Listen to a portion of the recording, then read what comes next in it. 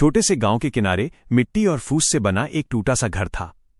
उसी घर में रहता था हरिदास, एक बेहद गरीब लेकिन ईमानदार आदमी। दिन भर मजदूरी करता, किसी के खेत में हल चलाता तो किसी के घर ईंट उठाता। जो मिलता उसी में गुजारा करता। उसकी पूरी दुनिया बस उसका बेटा मोहन था।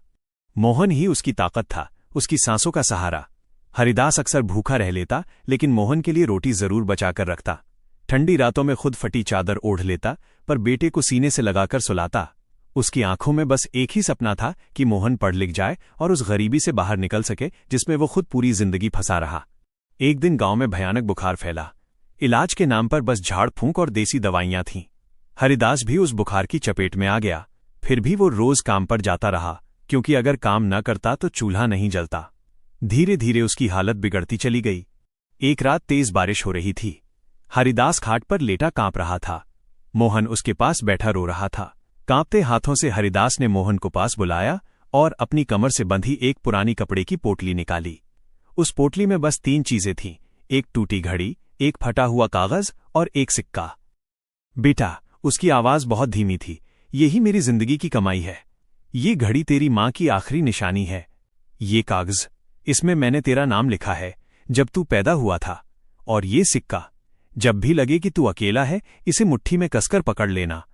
समझ लेना, तेरा बाप तेरे साथ है। इतना कहकर उसकी आंखें बंद हो गईं। बारिश की आवाज के बीच मोहन की सिसकियां दब गईं। उस रात एक गरीब बाप इस दुनिया से चला गया, लेकिन अपने बेटे के लिए जीने की वजह छोड़ गया। गांव वालों ने अगली सुबह हरिदास का अंतिम संस्कार किया। मोहन चुपचाप खड़ा सब देखता रहा। उसकी आंखों में आंसू नहीं थे, बस एक अजीब सी खामोशी थी। उसने वो पोटली सीने से लगा रखी थी। साल बीतते गए। मोहन ने बहुत संघर्ष किया। कभी ढाबे पर बर्तन धोए, कभी खेतों में काम किया, लेकिन उस घड़ी को उसने कभी बेचा नहीं। जब भी हिम्मत टूटती, वो सिक्का मुट्ठी में लेकर आंखें बंद कर लेता। उसे लगता जैसे उसके सिर पर किसी का हाथ है। कई साल बाद वही मोहन स्कूल का मास्टर बन गया। पहले दिन उसने वही टूटी घड़ी पहनकर स्कूल में कदम रखा।